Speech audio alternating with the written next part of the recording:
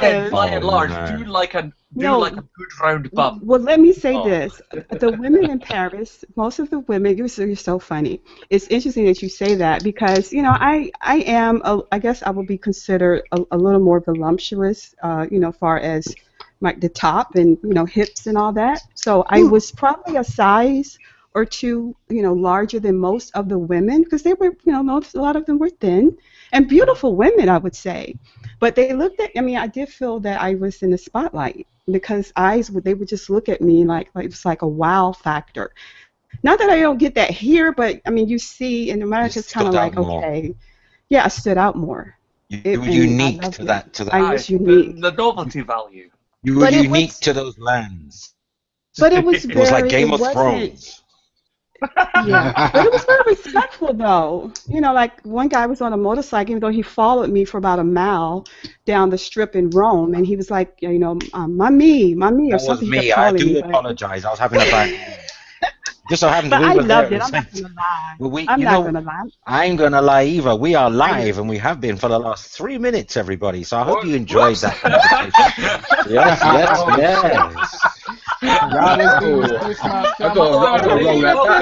Racial stereotype. Oh my gosh! Surprise! Oh God! So my secrets. Oh my God! So we're gonna do the intro.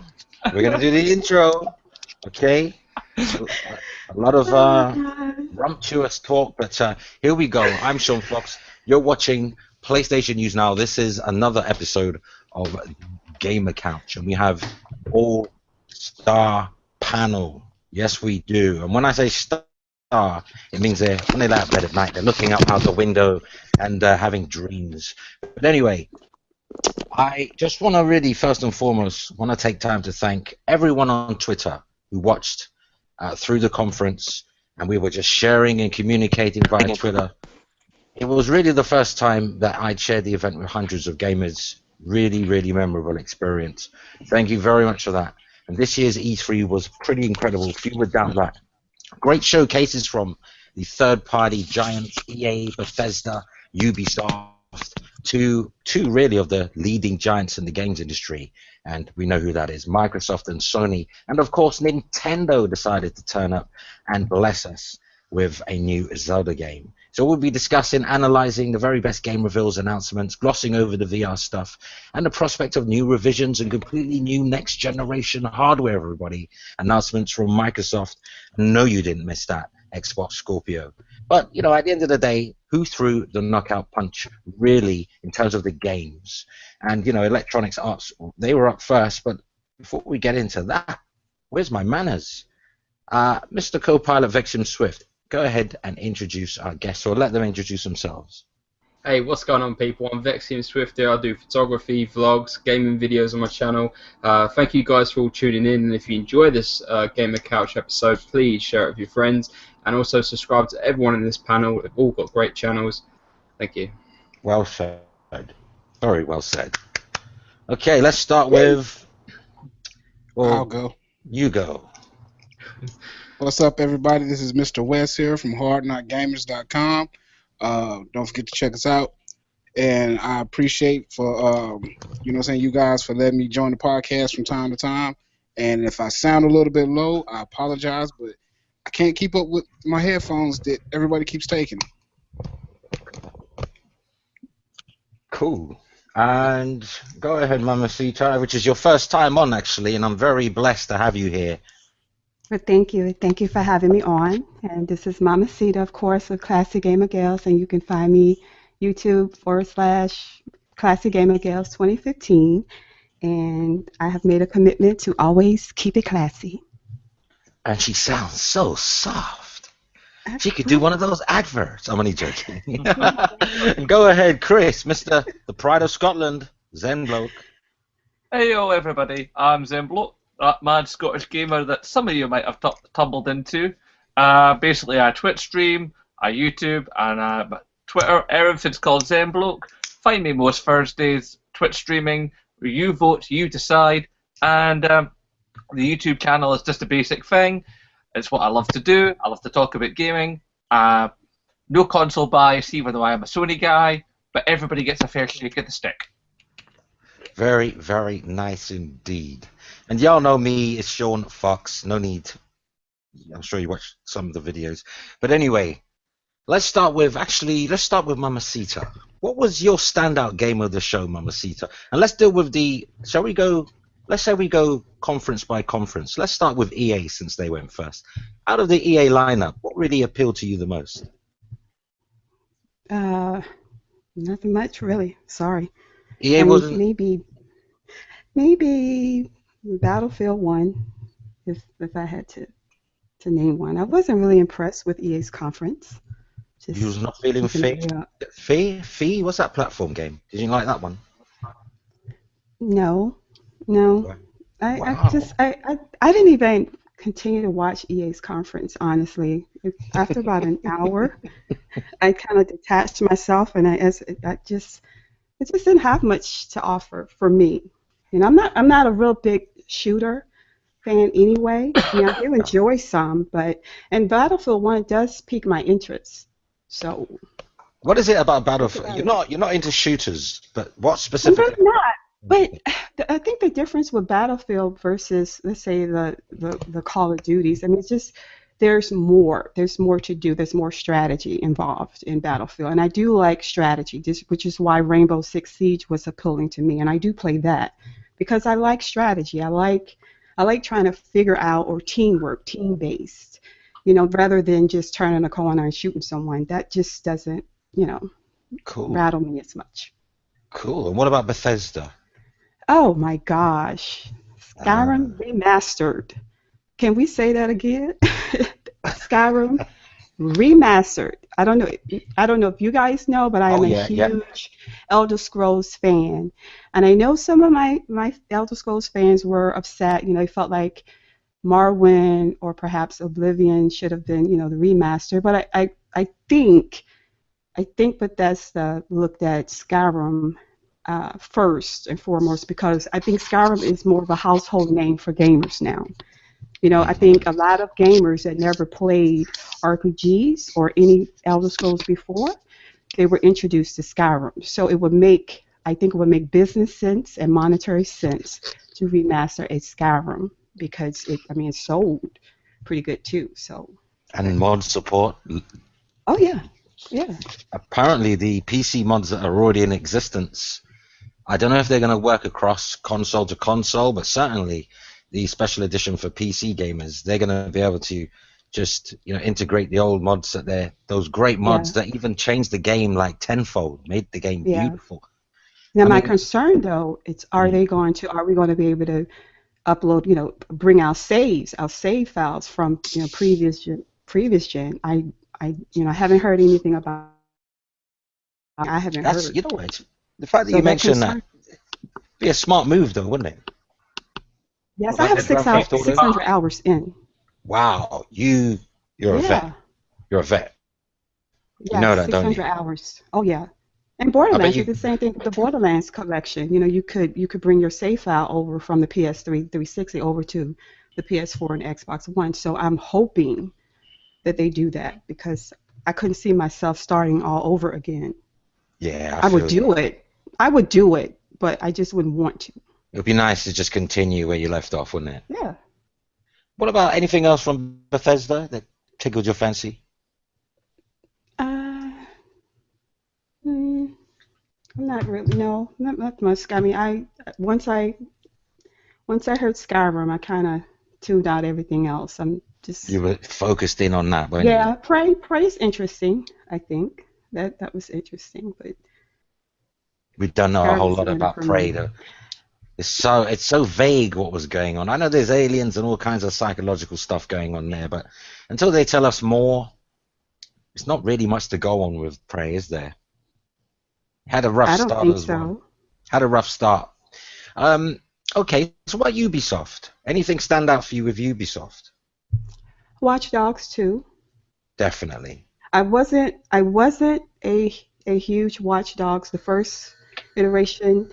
It was okay, but Watch Dogs 2, it just, I don't know the different, the characters and the abilities. Perhaps they're maybe broadening it a little bit, but Watch Dogs 2. I would Awesome. say. It's piqued my Awesome. interest. Wolfflow. Howdy. Wolfflow, Canada's finest. How you doing, buddy? You just joined us. We're just talking about E3 and what game really stood out for us the most across, the third-party conferences and what have you. MamaCita, her first time here, she just got through with her favorites. But we're going to ask Chris, starting with EA. Let's do it in order, just like I did with MamaCita. Tell me the games that stood out to you from each conference. Actually, I kind of liked Fee. It was different enough to spark my interest. I did like Battlefield 1 because that's just in your face and just that little bit different from COD to make a difference. But yeah, I think it was Fee that really pulled my interest more. Yeah. Anything else? I did find it interesting, even though I loathe football games, or soccer for our American viewers. The actual idea of having an integrated story mode with progression and character arc is interesting. So it's nice to see that brought in to what I personally believe to be a very tired genre. Yeah. Cool. And what about Bethesda? Bethesda. Now, they basically did everything that everybody was saying, oh, I hope they do this, oh, I hope they do that. And by other people going, oh, they won't do this and they won't do that. And they did everything. Yeah. I mean, they brought in Quake. They definitely followed my prediction of chucking more bits into Fallout 4. And some of those things, I mean, that Nuka theme park thing just looks incredible. Yeah. The idea of VR support in future times just sounds mad, and we just kept hitting and more things. And yeah, Bethesda had a really solid conference. It wasn't the same as last year, but then it was the tricky follow-up album. It was. I mean, like to be fair, last year's was really hard to top. As far as Ubisoft is concerned, which I believe was next, Ubisoft, we all were watching that first 10 minutes going, what? That was so weird. I mean, then again, it was very French, I suppose. Uh-oh. Shots fired. Comment page is going to blow up. Yeah, All the Frenchies. It's all right. They know about the Odd Alliance. It's fine. Anyway, but the Ubisoft stuff, there was a lot of really good, solid content. I mean, even though I'm not all that interested in that yet another Tom Clancy game that's was it Wildlands or something they called it? It was solid gameplay. It looked interesting. Did you see that thing? That was like GTA Online, but military. Yeah. It was It's so open. I think I need to see a bit more from that because it's doing a bunch of stuff, yeah, but there's nothing new to it. I think it might also be the commentary that came out. It was so scripted and so like, dude, bro, it's like kind of put me off a little bit.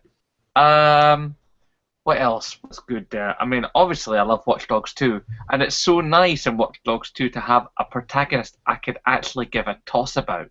Because Aiden Pierce, as much as I enjoyed Watch Dogs, and I did enjoy it, Aiden Pierce was just a serious downer. And he didn't work as a character. I'm going to have revenge on people for doing the thing to me that I'm going to do the same thing to them. Very boring character. Yeah. But basically, yeah, Ubisoft brought a lot of really interesting titles. I'm interested to see what they do with Steep. Basically we're talking like a next generation This generation's SXX, isn't it? Who was next? That's the end, isn't it? Ubisoft. Didn't it stop there? The third parties. Yeah, you got another game? Because it was Microsoft.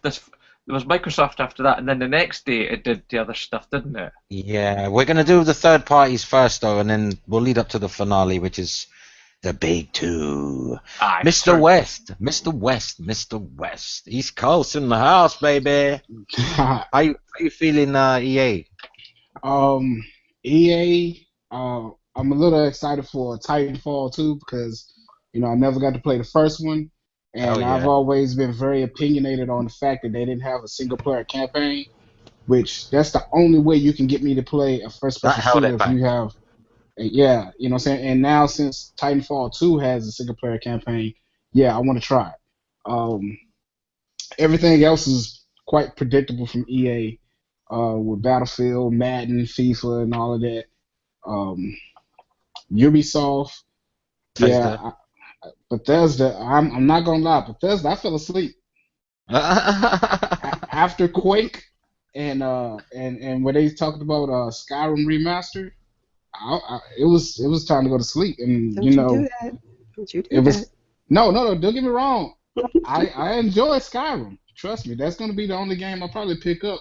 But I was expecting more from another Elder Scrolls announcement, which they didn't announce till They're after working the, on it, the though. They're Yeah. conference. working Yeah, on they're it, working on which it. is good. Which is good. That's something, right? Yeah, yeah.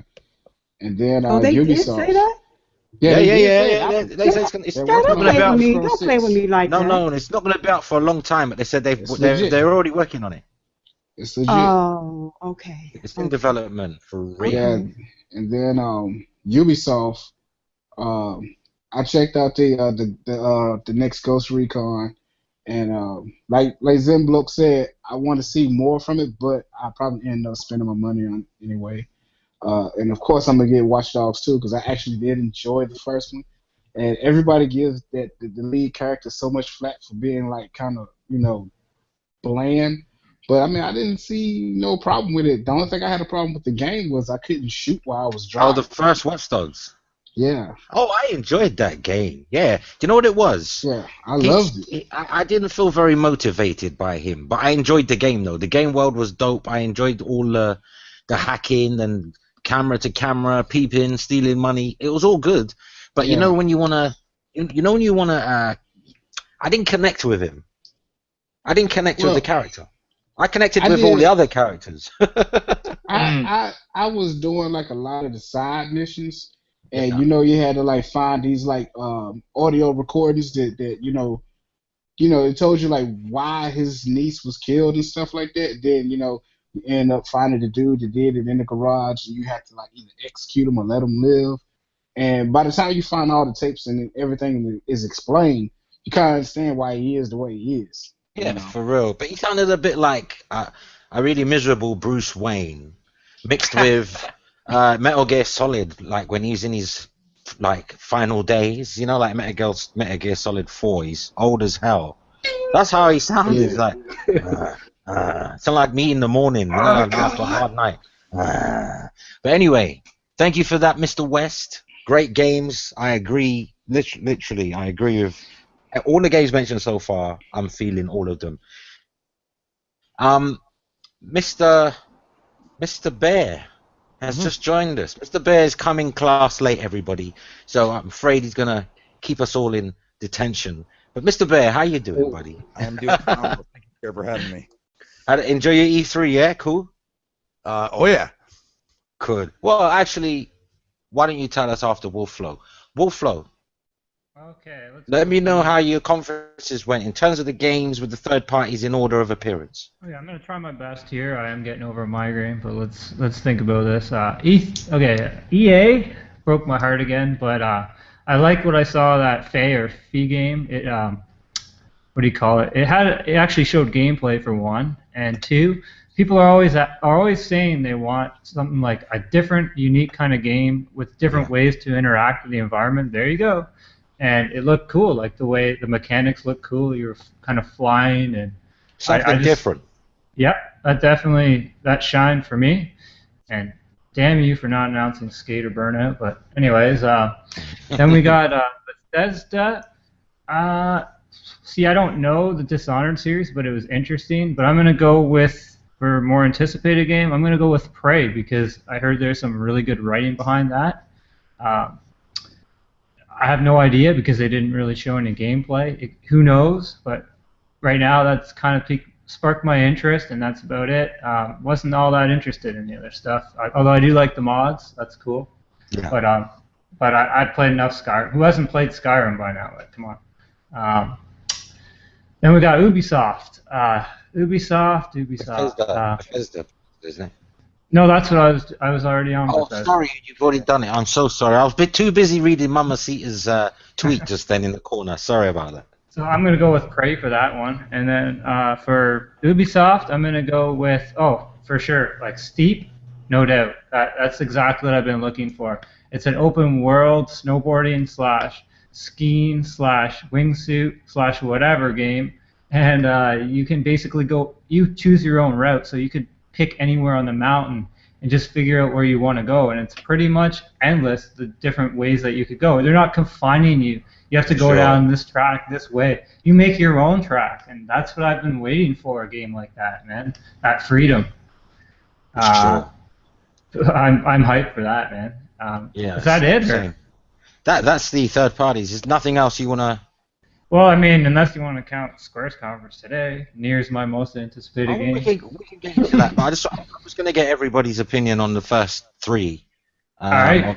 Of E3. And Bear, brings us to you, buddy. EA, what did you think of their stuff, followed by Bethesda and then Ubisoft?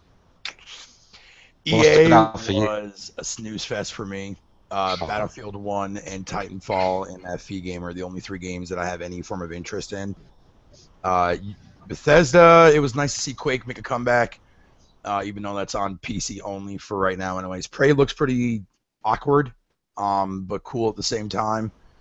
The Skyrim Remaster, it's nice that they're actually adding mod support for console-wise, which is, to me, the only way to play that game.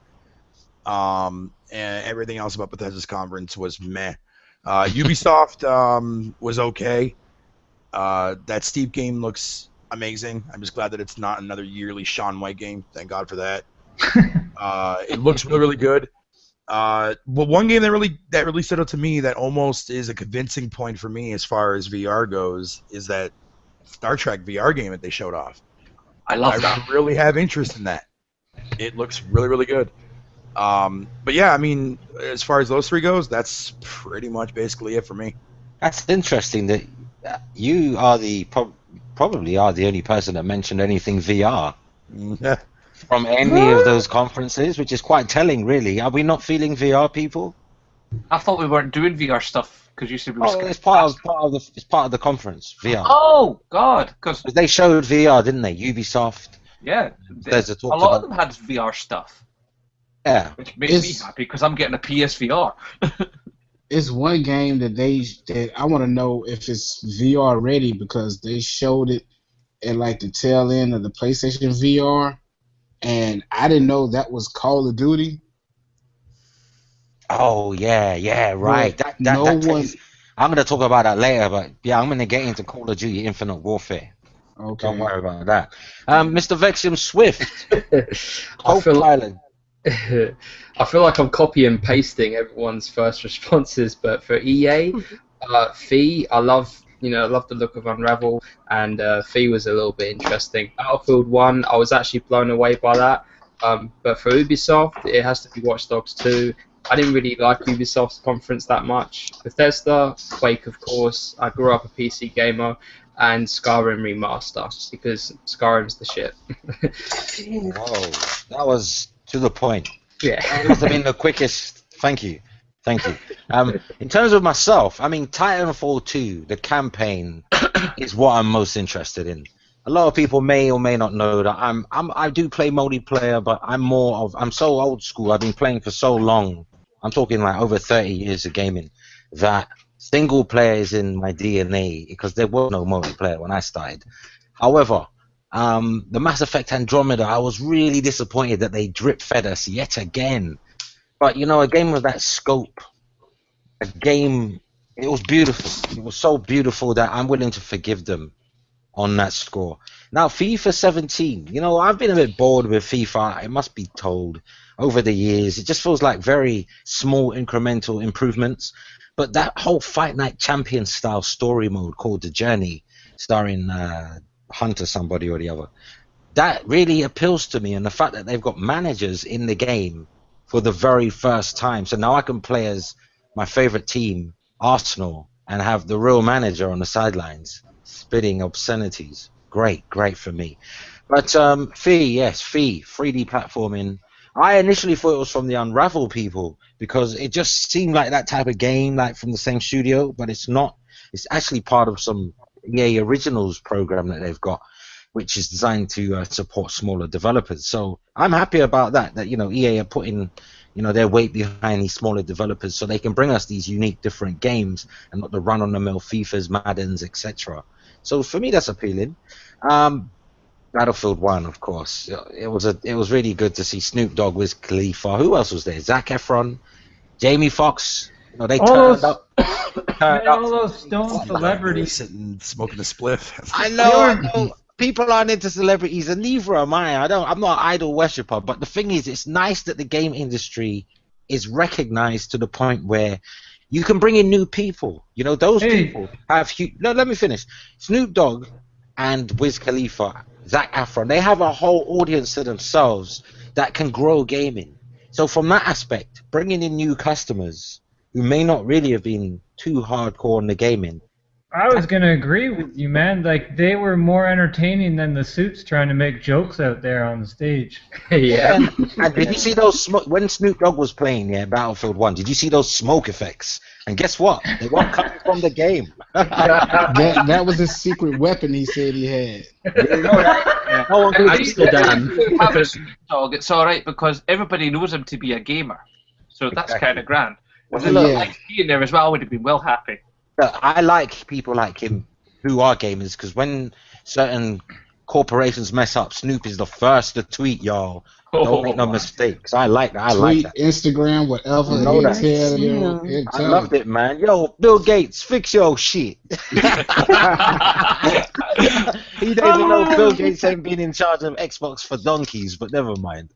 All I seen him doing is going back and forth in a trench, but that's neither here nor there. Yeah, but it's entertaining back and forth, though, isn't it? It's entertaining. Like, come on. Gaming is exciting as it is without the extra entertainment, but a little bit more fluff on the cake is cool.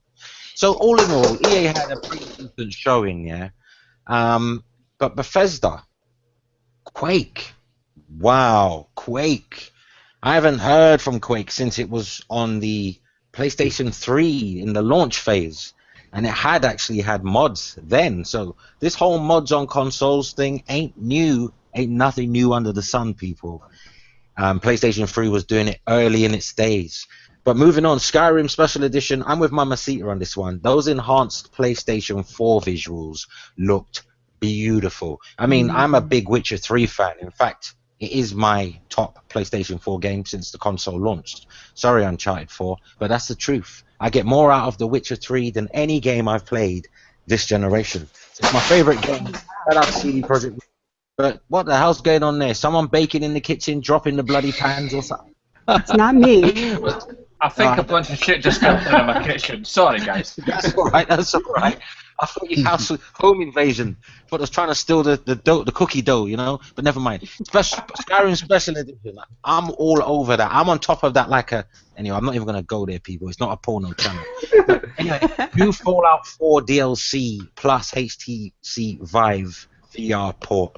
That has me excited because if it's coming to Vive, and we know it's coming to the Xbox Scorpio's VR thing that they're doing with Oculus, so it must come to the PlayStation 4 Neo and its VR, if not the PlayStation 4 and VR. So I'm not worried about that being on HTC for now. But Doom was offered as a trial on PSN, and I took advantage, people.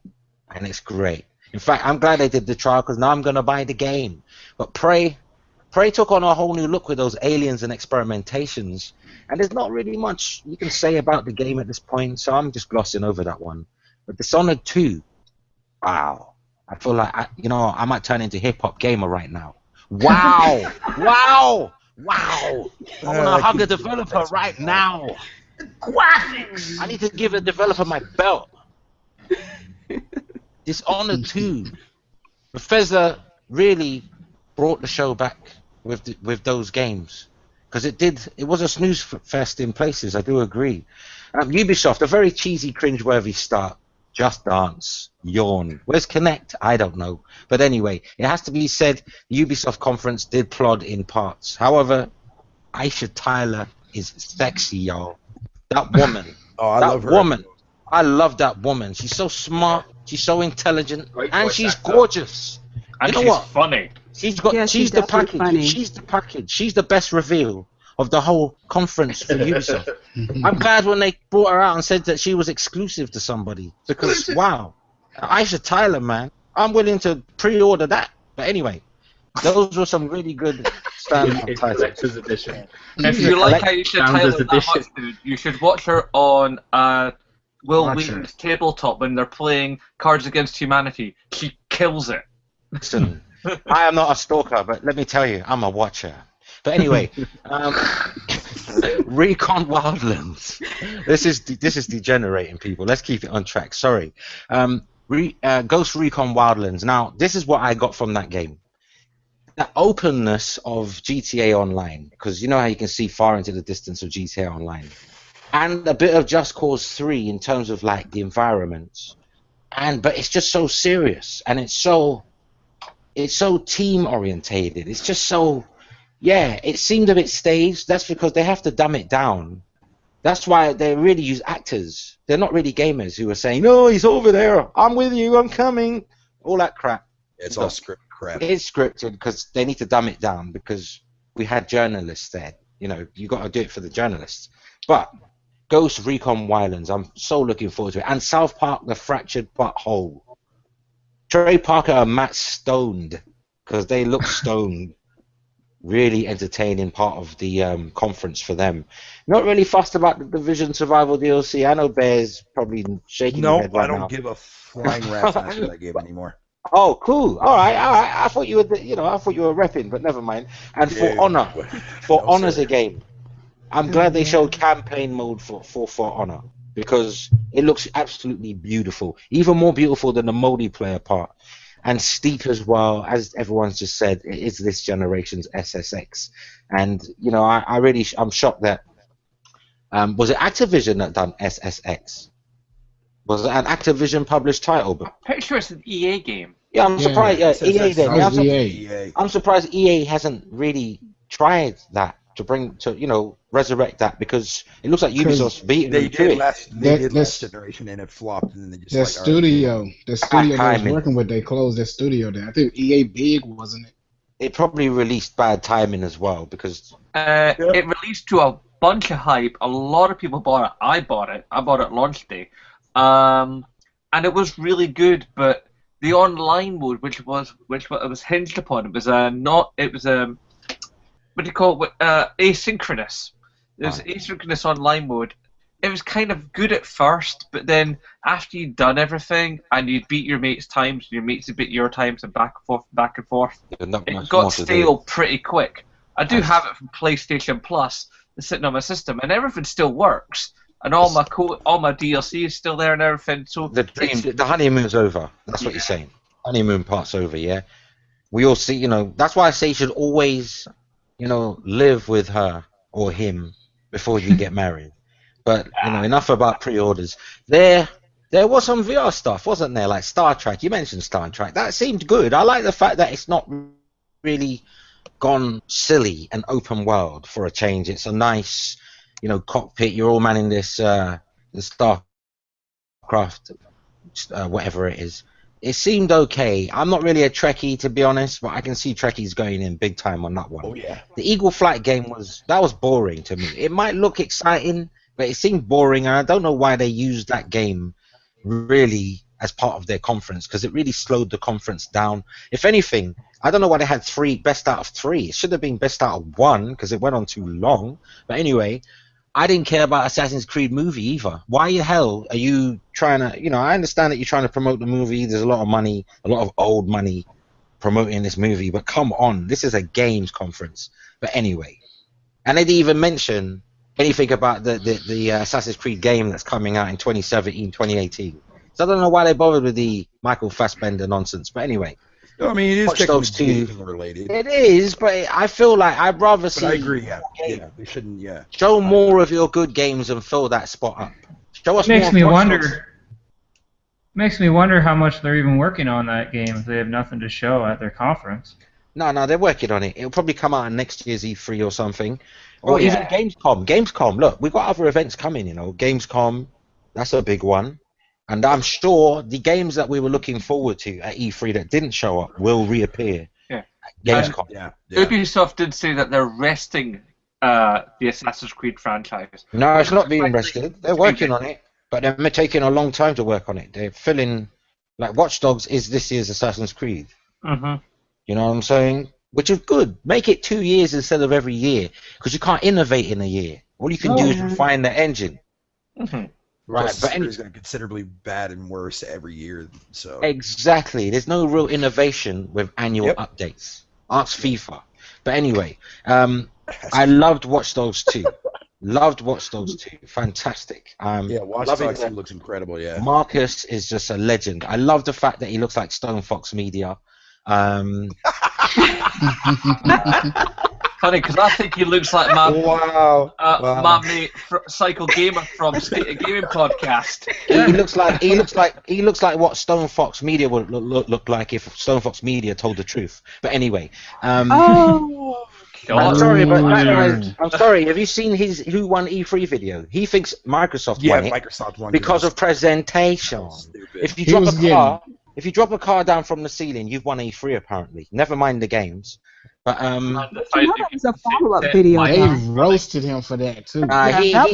He's a that was a fanboy. follow-up. That was a follow-up video though, because his initial video, he said he felt Microsoft won because they showed their hardware, and that's what he said that night. But then he got so much heat and so much negativity, he came back to explain it, and he said perhaps he wasn't as clear because it was night, and then he talked about, or it was late, I should say, or he said it was presentation. So you take it for what it is, but that's what he said. What could be better than an orchestra playing all the music to every demo that showed that all night? You know, all the music in the background of every game. You know, I'm talking about the games, all the games that they brought out. That was live music playing. That is awesome. Yeah. And Hideo Kojima walking down that ramp to the music from Mad Max Fury Road played by that orchestra. Exactly. Well, let me say this though. I'm not one that's into the which conference is better than what. I'm not into that. But if we're going to do that, I looked at the gentleman, Cynical. I think it was Cynical Brit or something. I think he did a very good analysis, and I like more so analysis than just you look at it and you look at it from a point of he said Microsoft's. They presented games. They presented services. They talked about, the Xbox being the play everywhere, and the features, as well as games. He did applaud Sony for the games, but he had an issue with their presentation as well. And did you like the presentation for Sony? No, You didn't. He just thought, because he felt like this was E3, and E3 is where you bring all your bells and whistles of gaming, and gamers tune in from all over the world, and you want to know where my games and this platform, like what's the future of gaming. And he felt like Microsoft provided that in their conference. He thought that the games that Sony showed, of course, were awesome and elite, but he felt like they did not give gamers any information as far as, okay, now what can we expect from Sony, or where are we going to go from here? And he felt like it was more that emotional moment, the hype of it, versus whereas Microsoft gave more detailed, concrete info as to what we plan to do with our platform. And the point that he was making there was that basically what are they gaining from just showing off games for them? But I think that he kind of missed the point in a way, because they're gaining a lot of that loyalty to the brand. Like, people will get excited about it, and to me, they nailed that conference. That's what we've been waiting for from Sony. Well, you know what? Yeah. I'm going to stop you there, because this is now leading us, and I'm glad that MamaCita led us into this next segment of the podcast, because now it's for the big guns. And yeah, I'm going to address something right now. MamaCita, you are, in an ideal world, honey, you are so right. It's not about who really won, because in reality, the gamers won E3. And especially if you're a multi-platform gamer, I feel like I won E3 because I own an Xbox One and a PlayStation 4. But this is the gutter. We're in YouTube, baby. YouTube is the Yeah. gutter. You know, this is a Tony Montana, baby. We gotta get down and dirty, baby. You know what I get it. And nice don't always get you views. I'm not saying I do it for views, but you know what I mean. The No, nice I people feel don't you. seem to. Nice people don't seem to get nowhere on YouTube. It's a real shame, but big guns, two major platform holders, everybody. Big holders, big players in the industry, Microsoft and Sony. Now, Microsoft, we're not necessarily going to do it in this order, who went first. We're going to do it who felt As a who. package. Yeah, let's do it as a package. And I'm going to ask each and every individuals here, right? And you're going to have, like, say, a good, take a minute to explain each, just so everyone can get a turn, yeah, and you're not waiting too long. Take a minute to explain who to you appealed the most. Not necessarily one, but who appealed the most in terms of the games you're looking forward to. Let's do it in a head count, number count. The games that are coming out, the games that you're looking forward to. Let's not talk about release dates, because my understanding is E3 is about games coming out in the future, so they don't necessarily have to come with a release date, but that's just my philosophy. But in terms of games coming on the platform, let me know. And I'll go first just to give you an example of where we're going. Now, in terms of Microsoft, wow, Microsoft, baby. Let me tell you something. Forza Horizon 3, oh yeah, that is Microsoft's MotorStorm. Because so long I wanted a MotorStorm on the PS4, Microsoft seemed to be giving elements of that with Forza Horizon 3, and I'm a big fan of Forza Horizon 2. In fact, I've been playing Forza Horizon 2 for the last 48 hours. Not non-stop, of course, but you know what I mean. Who else? Gears 4, wonderful. Love Gears 4. Now, for those two games, on the Sony side, that match equally, I would say for Forza Horizon, GT Sport. That's all I can say. GT Sport. Very different games, but they're racers. Looking forward to both of them. In terms of Gears 4, then you got Days Gone. Oh man, Days Gone. That game is crazy. It was like a cross between the Walking Dead TV series, the AMC, and I don't know, World War Z mixed with, what's the other one? 28 weeks later or 28 days later? 28 days later. Wow, they're gonna not that's like The Last of Us, stripped naked, left in the forest, just trying to escape hell. I love that game, you know. And in terms of Microsoft, I gotta give it to Microsoft this year. They bought it. I mean, Scorpio. Everyone's looking forward to Scorpio. When I say everyone, people who want to upgrade on the Microsoft end are looking forward to Scorpio. Xbox S, 4K Blu-ray, 4K streaming, beat Sony to the punch. Literally, Sony are behind the curve now, because the PS4, if you want to watch Netflix right now in 4K, the PS4 ain't going to help you. So in terms of the Xbox One S, and I found out there was rumors going around actually that it would improve games, Xbox One games, like improve the resolutions, lock them, and have a higher frame rate. But that turned out to be false. It doesn't do anything like that. It's just high dynamic range. In fact, your TV would have to support this. High dynamic ranges, deeper blacks, brighter whites, that type of thing. It just makes all the colors pop on the screen. So, and I don't even know, does PlayStation 4 have that feature? I'm not. Somebody tell me. I'm pretty sure PlayStation 4 has some kind of thing going on with its color that you can. It has the deep blue, you mean? Yeah. Does it have that type of thing, or am I just wrong? I think it's a HDMI input upgrade. I think So that's Sony what it don't is. Right, so PS4 doesn't have it. No, but the GCN architecture does support it. It's able to do 4K stills, but I don't know if it could do 4K video. Wow, that's. But anyway, look. Team Xbox came out super strong. The guns were blazing. They had RPGs. They bought ammunition. Phil Spencer, I didn't really like Phil Spencer. You know, I'm not gonna lie. I wasn't his biggest fan. But after the E3 2016 conference, I think he's got a lot of charisma. I'm actually warming to the guy. Because if you look at all the other Microsoft heads, they're boring as hell. Phil Spencer's the only one that seems like a real human being up there, actually games. But that's just my opinion. But he took to the stage, he revealed the Xbox One S, 40% smaller, basically a mini Xbox One with 4K capability. it even upscales 4K video. So if you're watching a normal 1080p Blu-ray movie, it will upscale that to appear 4K, not true 4K, of course. I really enjoyed it. A lot of people seem to think that the Xbox One S looked a lot like the first PlayStation 2 mixed with the PS4, but that's a matter of perception. Now, the prices start at $299 for the lowest denominator, right, going up to $399 for 2 terabytes. It does come with a controller, everybody. People were just flipping out and going crazy on Twitter, trying to say they'd sell you a console with no controller. That's really sensible. But yeah, and they have Xbox Play Anywhere. Basically, all games on Microsoft platform now playable on a Windows 10 PC anywhere. So that means all future Halos, what have you. I'm fine with it now. Didn't like it at first. Well, actually, I liked it at first. Then I didn't like it, and now I like it again. So I'm not too bothered about it. Yeah. What do you? I mean, Chris. I thought the Microsoft showing was actually really strong. Most of the way through it, I was thinking to myself, how the hell are Sony going to top this?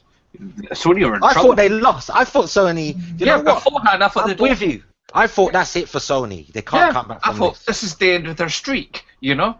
And they were. It was a very strong showing. I mean, I loved Forza. I've often found the Forza games to be a bit meh, because I do like driving games, but I kind of like more sort of arcadey driving games. It is. Forza Horizon's very arcadey. But I mean, the fact it was in Australia was so different. I mean, I've been to Australia. It's a great place, and it showed Australia off perfectly, to my mind. Other Australians might disagree with me, but from what I saw of Australia, I recognised a lot of it. You know, they've obviously gone to Australia and taken landscape images and stuff. And they that must bit with the car flipped over and stuff, and that was really nice to see whether or not all those different ways of playing the game will actually mesh together in the wild is yet to be seen. But as far as a demonstration goes, it was really good. There was a lot of energized talk. The system reveals, but at the beginning and at the end, I think were well paced, well placed, well communicated as well. Yes, and the fact that like the S is going to come with a slightly better gamepad, and they said that if you buy whatever you have, will work with everything. So if you have an no, it's not slightly. When you say slightly better, in what sense? Just so the viewers who don't know what you're talking about. They've put grips on the bottom, and they've upgraded the triggers. And they've also added Bluetooth, so you can use it on a PC. Exactly, yes. I was going to come to that. So, you know, Well, I apologize. I don't know if they've done anything to the battery compartment. One would like to think they would do like what Sony have done and put an integrated rechargeable battery inside it to stop you having to go out and buy tons of triple A's. One step at a time. They just removed the power brick. Give them a chance. Give them a chance. I mean, the loss of the power brick, that is a big thing. Shrinking it by 40%. Oh, that's a big deal. Now you can move your Xbox around. You can take it like somewhere without feeling you're moving furniture. Because, you know, I'm sure that Xbox One S can fit into like a normal size like postie bag or rucksack now. So it's going to be easy like for the young kids like to go to their mates. Yeah, I mean, I watch every year's Microsoft because even though I'm a Sony guy, I'm interested in what Microsoft are doing. You know, because I just love gaming. I want to see everything. I want to know everything. I want to taste all the different layers of the sandwich. Well, who took it for you? Who took it for you? I mean, you had God of War, you had Gears of War 4, you had Days Gone. You also had the other. Microsoft had Dead Rising 4. They also had State of Decay 2, which I'm so looking forward to. But look at all those games: Forza Horizon 3, all the Sony VR stuff. Yeah, I mean, you had Crash Bandicoot. They really actually did take it. They surprised the living crap out of me. So you're going to give it to Sony? Oh yeah, because they surprised me. They gave me something new, and not only that, they had a swagger. You know, they had a real personality shift. Spider-Man as well. Spider-Man just blew the roof off. Wow, I love that costume. At first I was like, a white Spider-Man logo, but then as I saw the way Spider-Man moved and flipped, it made sense from a visual design standpoint. But But I mean, the way they opened with that dramatic music, it might have gone on a touch long, but actually it really began to Set the once you scene, settled set the down scene. into it. Oh yeah. Set the scene, set the scene. And the Mr. Bear. curtain rose. Oh man, It was good. Just this attitude. It was Very grown up. It was very performance. classy. It was Classy, very, performance. very classy. Mr. Bear, Mr. Bear, Mr. Bear. Yes, sir. Tell me about your feeling with the whole Microsoft thing in terms of games. What you're looking forward to? Who took it for you? Microsoft had a very solid showing. It was disappointing to see that it was already games that we knew about. I mean, it was nice to see, finally some gameplay for Recon, because there was a lot of speculation on what kind of game that was going to be, if it was going to be first person, third person. I thought it looked good. scroller. People are mashing that game down. really It looks good. good. I like it. Yeah, it looks awesome. I love the art style to it, and it definitely fits up right up my alley for those kind of games. But one game that I was mainly looking forward to, mostly because I really wanted to see gameplay for it outside from the horrendous people playing it, was Sea of Thieves. Oh, That game looks incredible for a open world multiplayer centric love the art game. style. Yeah, and the art style does it for me. Looks like It a seems Nintendo this game. could very well be a game that Rare can be proud of, unlike the actual Kinect garbage they made over the years. But it's It nice looks like to see that something you'd see Microsoft's on giving us some Nintendo leeway NX. on that. Pardon? Sea of Thieves. Sorry to cut you there. Sea of No Thieves. problem. It looks like something you'd see on the NX. It's got a Nintendo vibe. Yeah, it does, and I think that's what kind of drew me to it. And I'm really glad that Microsoft finally actually let Rare off their leash for a little while and said, you know what, let's make something new, make something that's your own, and just like really, really nail it. And I think that this is their project, and you can definitely see it. And I love the the whole ship pirate battles and stuff of that. Like when you're just out in the ocean and whatnot, dude. Like that shit was a major addition for me. I think game Rare Replay. That Yeah, release that's another was one I the want to signal play. of their return. Yeah, and it's a real shame that game flopped as hard as it did, but it also proves I'm not going to get into that. Yeah, Sea of Thieves looks really good. Halo Wars surprisingly looks. I know he was going to say it. I know he was going to say it. Yeah. I read your You mind, gotta figure it bro. out when it comes We're to smoking the Nintendo same games, brand of cigarettes here. I know. But I mean, yeah, Microsoft's conference was very, very good. Yeah. I am glad that they actually decided to dip ahead and actually reveal the specs of the Scorpio, which I thought was pretty good. But was that enough for me to give them in the favor like most people did? No, because at the end of the day, you can have the most powerful console fucking in the planet as far as the console market goes. Because we already know PC will already destroy that even when the console comes out. But from a console perspective, you can have the most powerful console, but yet if developers don't, if you don't get enough exclusives or enough content on that system outside from third party, it doesn't even matter at this point. Right. And the Wii U is a prime example of that, of a lesser known fucking hardware perspective, and that's a prime example of what I'm getting at. But anyway, Sony though, on the other hand, God of War, me and some of you guys may hate me for this, but I don't care for God of War. The older games, I never really got into them. I didn't really care for them. That's fair enough. But I can say the same thing for Devil May Cry. Bayonetta is a different story. I like that franchise, but Devil May Cry and God of War, I just never got into it as far as the whole hack and slash one. However, this new one, though, I like this new direction they're going with it. Hell yeah. It's more emotional. story-driven. It's more, and that I can easily get by that. So I'm really glad that they're I don't really want to call it a reboot because that wouldn't really make much sense. But people are looking at it from that angle. That Days Gone blew me the fuck away because the first thing I noticed with that kind of reminded me of, at first I thought it was a sequel to fucking The Last of Us being done by Sony back. I thought so too. But this looked amazing, absolutely incredible. So I'm definitely looking forward to that. But the biggest highlight for me out of the whole entire conference, and Vex Insomniac. really answer this. No, the Spider-Man game looked amazing for what it is, but there was something else that beat it out for me, and that was the trailer and playing the demo for Resident Evil 7.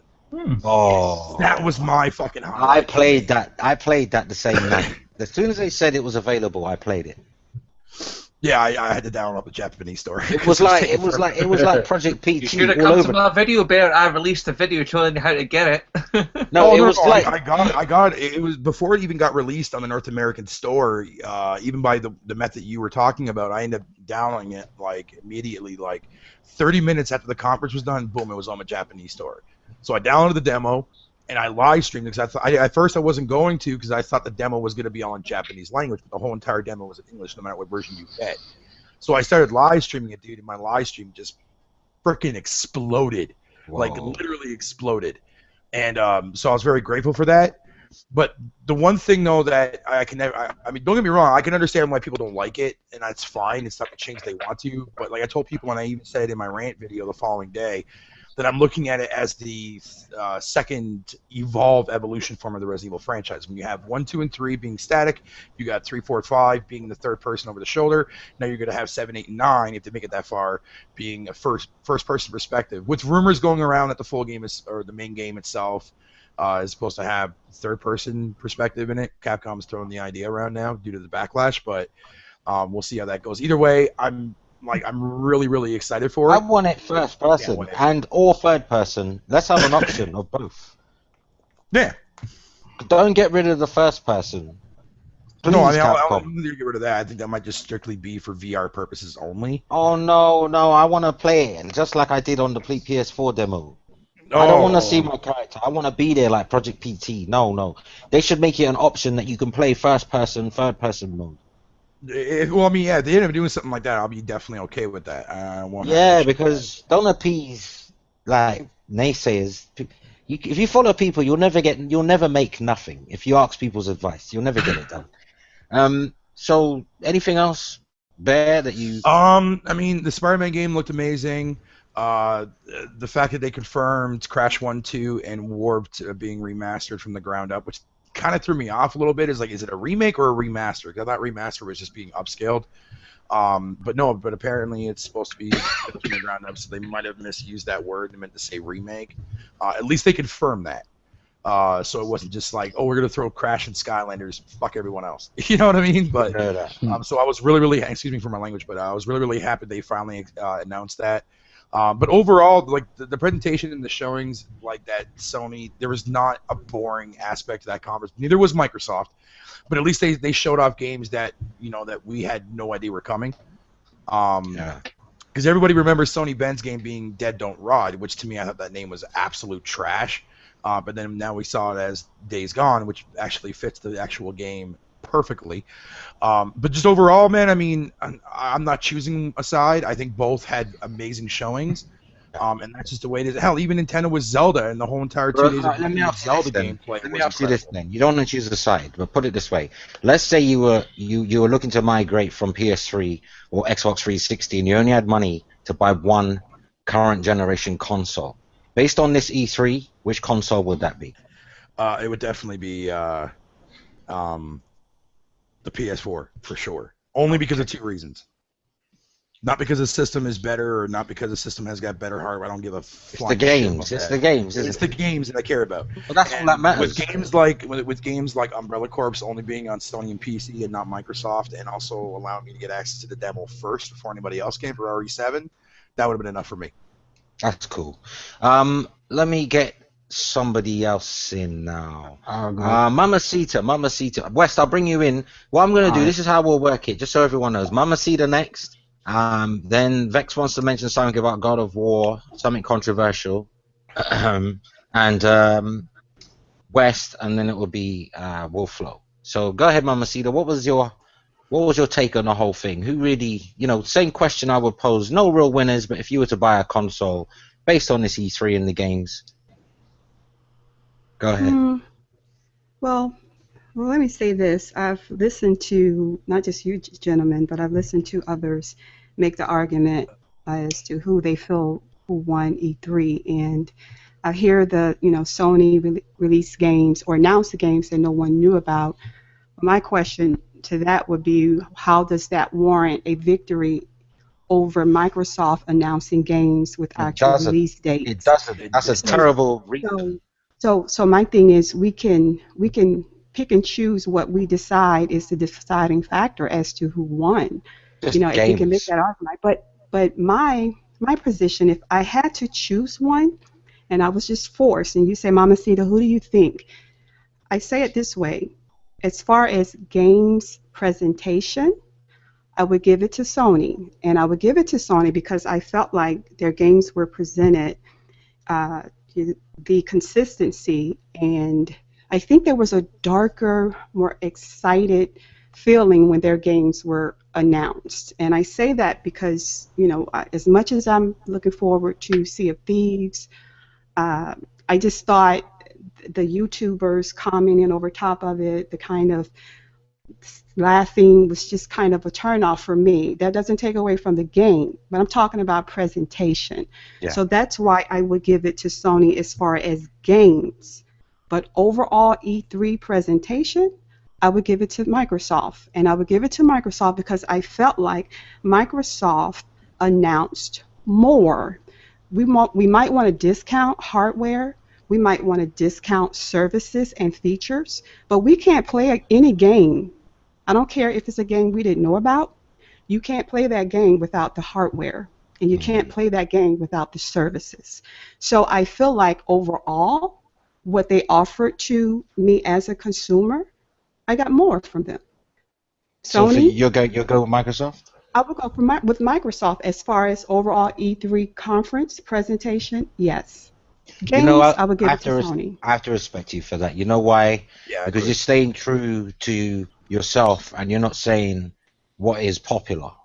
Because my theory is, MamaCita, if the install base of the PlayStation 4 and the Xbox One was more even, on social media you wouldn't be hearing so much in favor of Sony's conference. It's because PS4 owners outnumber Xbox One owners 2-1. It's like 40 million compared to 20 million, right? Yeah. So of course you're going to get more millions of people on the internet saying Sony won. So it doesn't really, the bigger picture isn't really shown if you're going to go by social media. That's why I don't really follow and listen what's going on social media and let it influence me. And I'm glad you put it so elegantly, your reason stated as to why you feel Microsoft won. And I respect, hey, I gotta have you on here again, man. Hey, gentlemen, didn't she, that was poetic, right? Oh, Yeah. That was very eloquent. That was eloquent. That was very great. MamaCita. And you're not getting special, you ain't getting me. special treatment because I'm not into this gender thing, feminist thing. I'm telling you because as a gamer, I love your reasoning. Well, I'm a gamer first and foremost. That's the thing. And I'm not into, I get it, everybody isn't that kumbaya, and that's not what I'm trying to do. I just have an approach where I look at it and I take things for what it is. If you say to me, MamaCita, pick somebody, or who do you think? I look at the best of what Sony did. I look at the best of what Microsoft did, and I can critique both of them. But that's just my position. And a lot of with it. people out there can't do Very it. refreshing. Exactly. And me personally, I'd be happy right now if I owned an Xbox One or a PS4. I'm fortunate to own both. But based on that conference, I'd be happy if I only owned an Xbox. I'd be happy if I only owned a PlayStation 4 because both were so good. Both conferences gave everybody, all the gamers won. It's not like I said that in my video anyway. About I said the gamers won E3. I said the multi-platform gamers won, so they should be happy right now. Everyone else can bitch on social media, but multi-plats won. Now, Mr. Vexium Swift has something very controversial to say about God of War. If you want to hear that first before Microsoft, I don't mind, man. No, you go in your order, but I'm just bringing you in, based on your because I know for a fact that you got something to say about God of War. I do, and I'm not a massive fan. Okay, I played a little bit of God of War 1. I got most of the way through it. It was just when I was on the PS2 and I was at my brother's and he was out all day and I was just ploughing it. God of War 2, I played the HD one. God of War 3, loved it. The director, Stig as they call him, did a great job on that game. But I'm just confused because I saw the Skyrim Remaster trailer and it had a dragon in it for 2 seconds at the end. And then I saw the God of War trailer, which, to be honest, I was mostly impressed that a studio that's so used to making a gritty, hellish game can make a game so vibrant and snowy and The Last of Us, they made it nice, what I'm saying? Like, they used a lot of colouring, and I was really impressed by that. The pacing, it wasn't God of War. But like I was saying, there was a dragon at the end. And I'm like, I understand that there's monsters and mythical creatures, and there was that before the dragon, which made me facepalm. in a live stream. But I don't know. It's Well, God look. of War Skyrim edition. Well, look, the boy. All I know is I'm really feeling God of War. The trailer was hype, but I know for a fact though, if that boy's with me throughout the whole game, he's gonna get on my nerves. I'm gonna shoot him in the head with the arrow. He better grow. He better grow up fast. He better get with the hunting program quick. 'Cause What do you guys think though about the feeling that God of War, the moving away from, previous versions? I think they have to keep. They have to. They I kind of have to. honestly, I welcome it. honestly I welcome really it. like it. I really like it. Yeah, I do too. The God of War format, as great as it is, had become a little bit stale. It's like, Mhm. you do the area, you do the thing, you do a lot of slashing, you solve a puzzle, and then you fight something that is gigantic, and then you do that again and again, and then you fight the gigantic thing again. And it's like, it become, I wouldn't say formulaic, but there was a steady beat and you knew what to expect. What's linear? Linear is the word. Linear, that's it. Well, I mean, this is But this new one, I was really impressed by it. Because from a personal standpoint, because I'm going to sound like such an awful stereotype here, but I'm a dad, and the idea of Kratos being a dad, I found very intriguing because the way he reacted with his son, and it gelled for me as a dad, because that frustration you have with your kid, but then the idea that you love your child with everything you have, and you want to, but you have to rein it back and go, okay, now we'll do this. That was very real for me. And the camera angle and the change, and I think there's going to be moments where it goes boom, big time God of War. But yeah, I very much like what it's doing. Anyway, back to Vex, because I kind of... Yeah, speaking of fathership, Zen, what the hell? No, I'm joking. Anyway, so I was really, really happy with Microsoft. I think I speak for everyone. They actually blew us away a little bit in some way or another.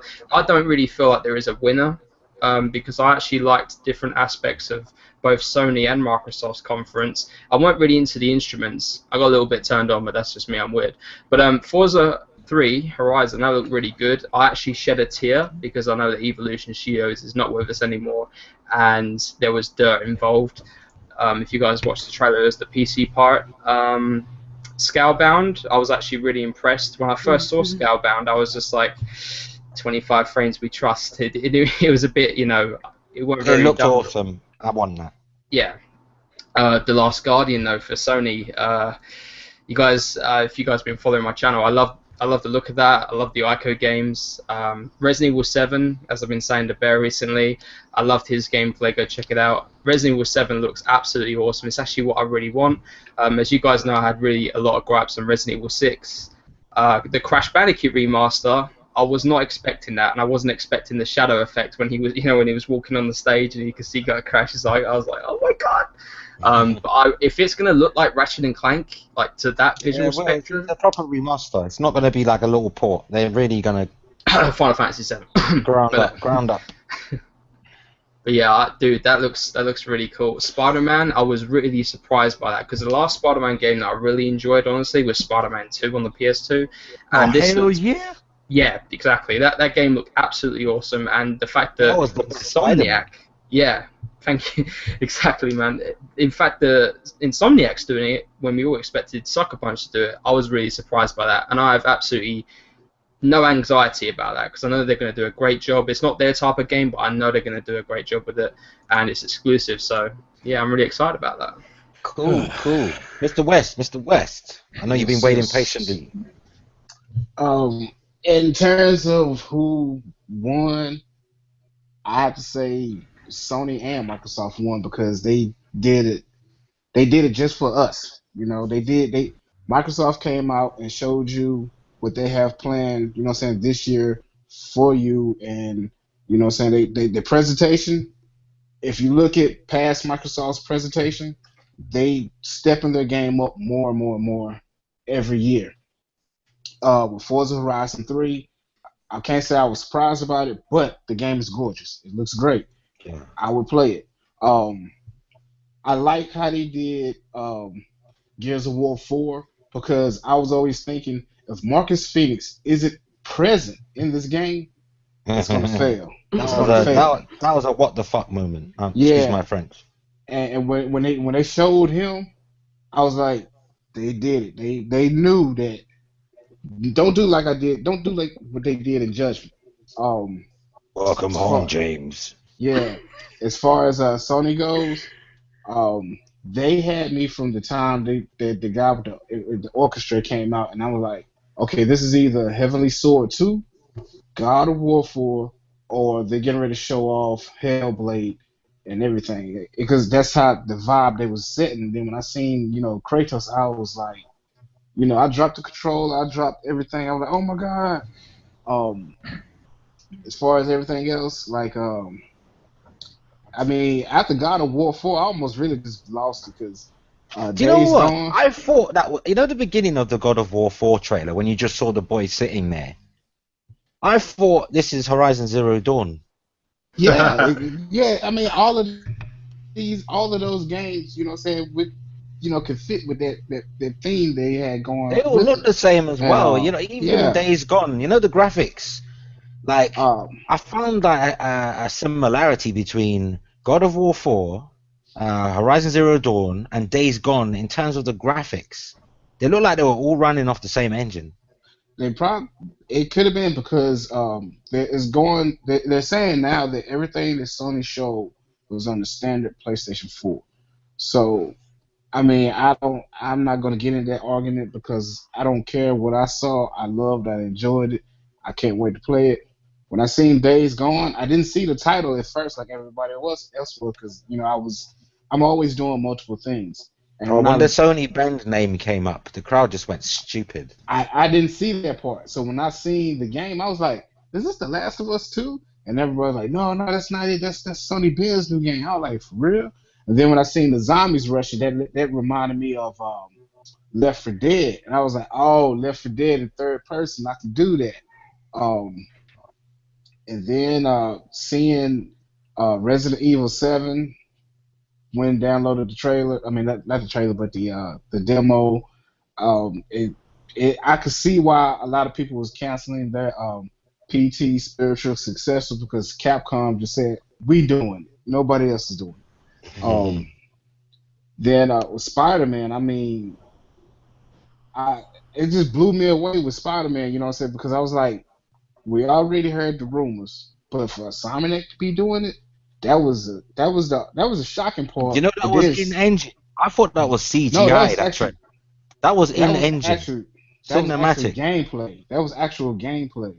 It was not like somebody was actually playing it right there, like they was doing cinematic in-game footage. Yeah, and I mean, I don't even have a problem with the suit because I mean, I'm thinking that suit that we seen in the game, and it's just a hunch. That's the suit we're gonna see in the next movie. But I think if you're a PlayStation fan, Sony won it for you. If you're a Microsoft fan, Microsoft won it for you because they both did exactly what they're supposed to do. I want to ask you something because I need to pin you down here.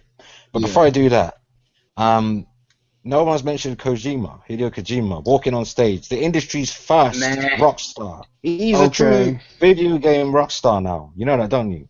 Yeah, with Hideo Kojima, I mean, he had the Billie Jean stage light up when he was walking and everything. He was walking too fast for it. Yeah, he was walking too fast for it. I was like, I can't say he's the first rock star in the video game industry because if you remember the guy that did Ninja Gaiden and the Dead or Alive but them guys never had this worldwide recognition. The movie industry knows Hideo Kojima. He could get a job in Hollywood tomorrow. You know that, don't you? Anyone would take him.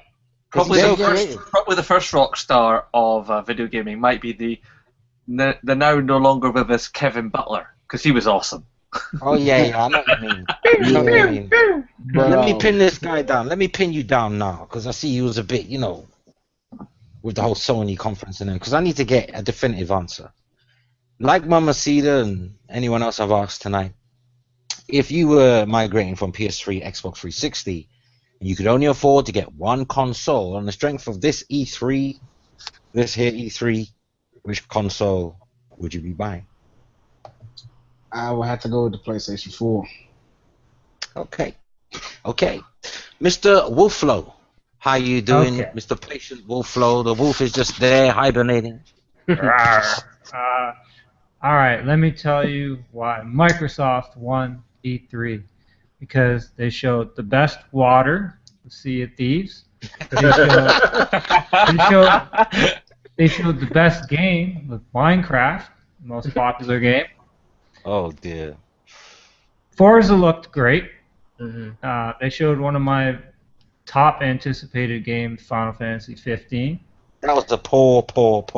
Even the Sony.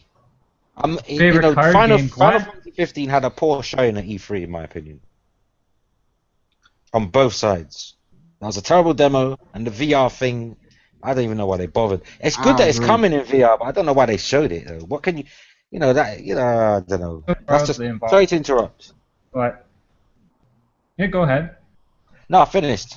That was my, They flashed an indie game that I really wanted to see, that Below.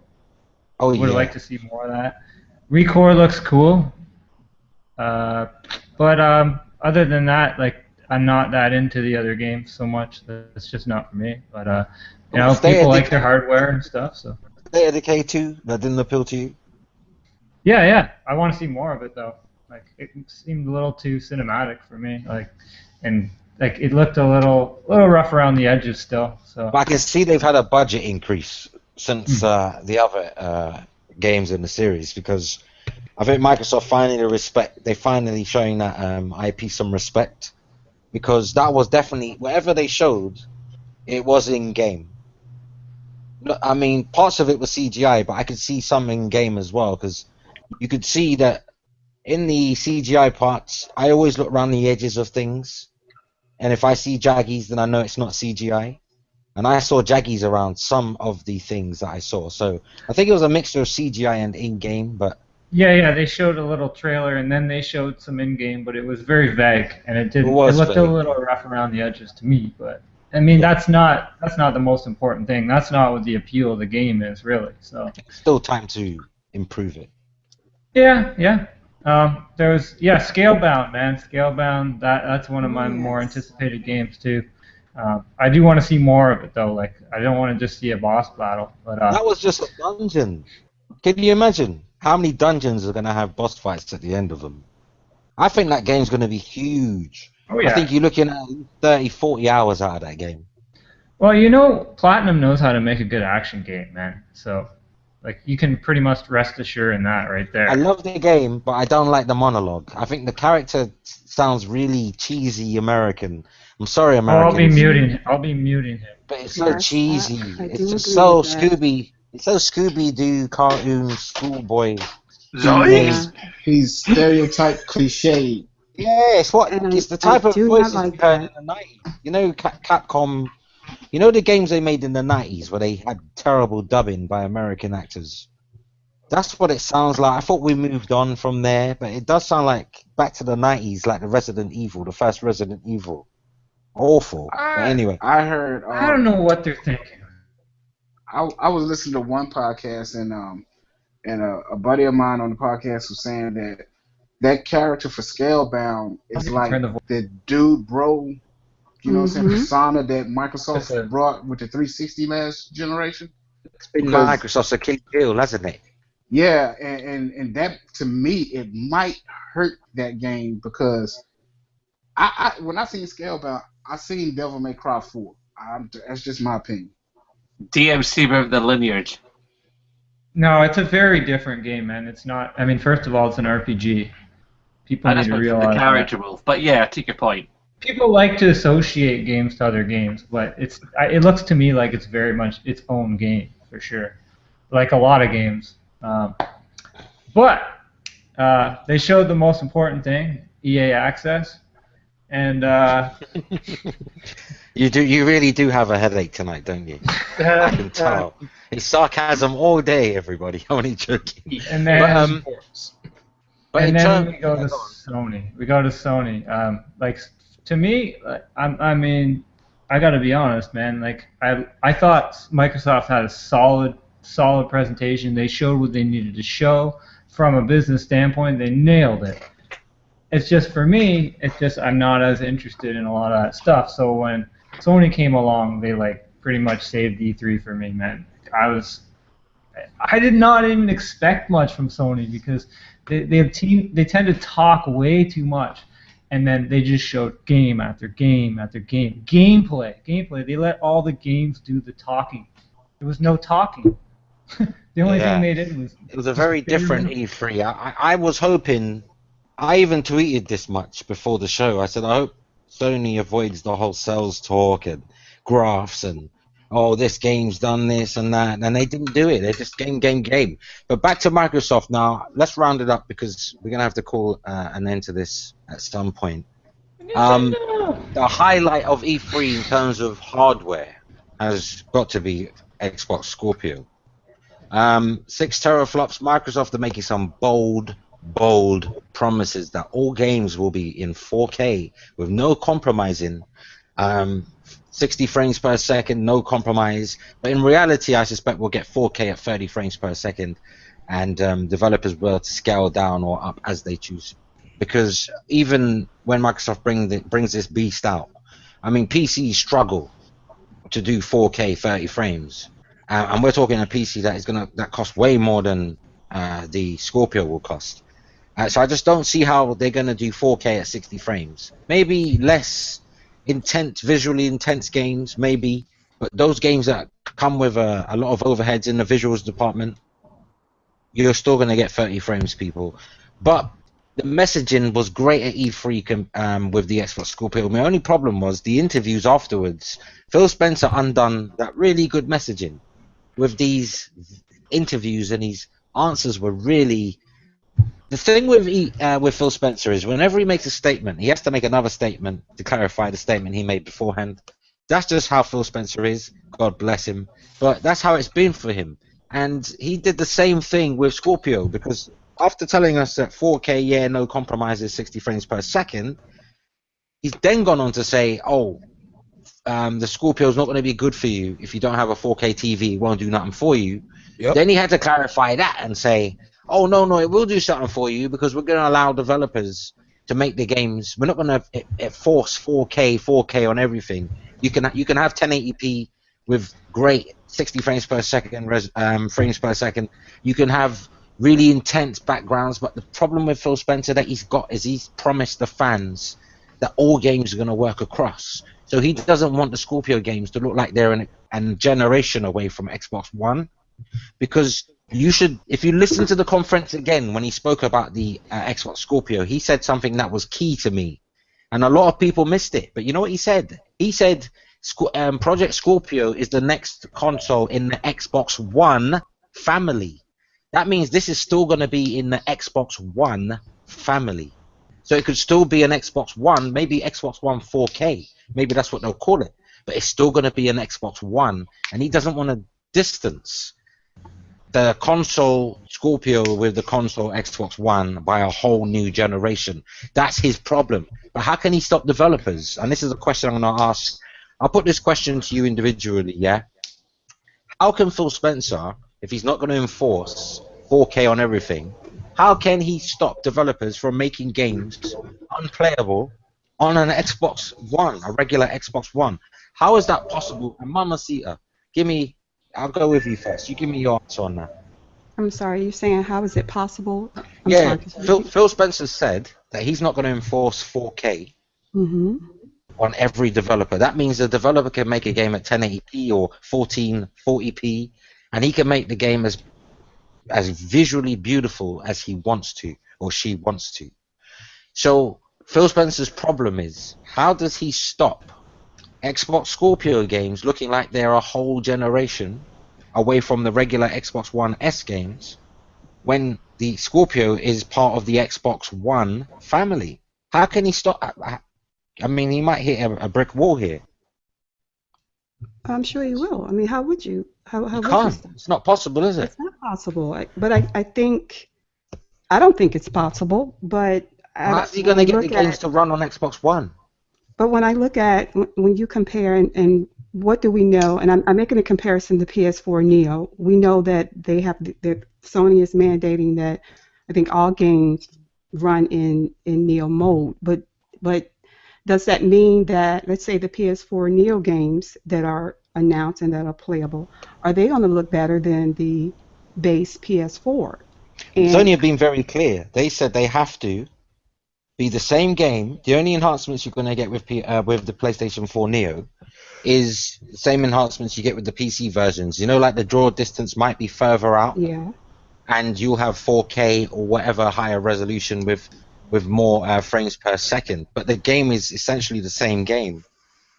Visually, it's going to take like a Digital Foundry analysis to really tell the casual gamers that look at the distance. You've got more trees that far ahead, because the naked eye is not going to notice that when you're boating down the road in a car, like, do you know what I'm saying, in a game. But Microsoft have been more vague, because they've said... And I think they have to. I think they have to be almost vague. And I almost wish perhaps perhaps Phil Spencer did not have these interviews, because I think when there is so much that we don't know, and we all kind of grasp at the bits and pieces and try to put things together.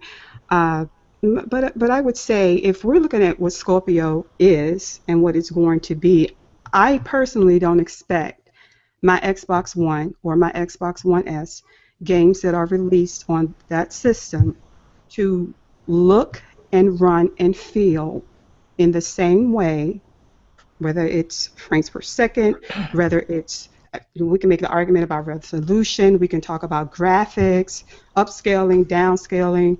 I don't have that expectation. I would expect that it will look and run better on the Scorpio.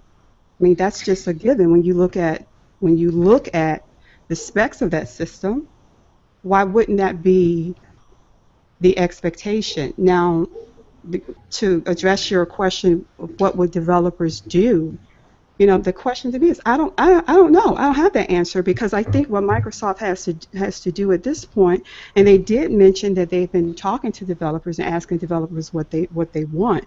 But I think they are going to have a mandate at some point. Yeah, I agree. Yeah, they are, because I think you are going to have people that are going to feel like, especially ones that just purchase an Xbox One and ones that are purchasing the Xbox One S, you're going to feel like, okay, you say you're not going to leave me behind, but if, let's say, Gears of War 4, assuming that that's going to be released on the Scorpio. I just think... Oh, well, yeah, they actually confirmed on GameSpot in an after-show E3 interview that they're programming Gears 4 to have Scorpio features. Well, I would expect the game to run and look better on Scorpio than my system that I have that I purchased 3 years ago. That's just almost a given to me. Technology changes, and there are advances, and they're making those type of advances. But I do think they have to at least have some strict guideline. Some guideline. They do. I think they do, and that's what I'm just not sure at this point. If whatever messaging that's out there right now, and I've been reading it, and I look at what some of the things that he said.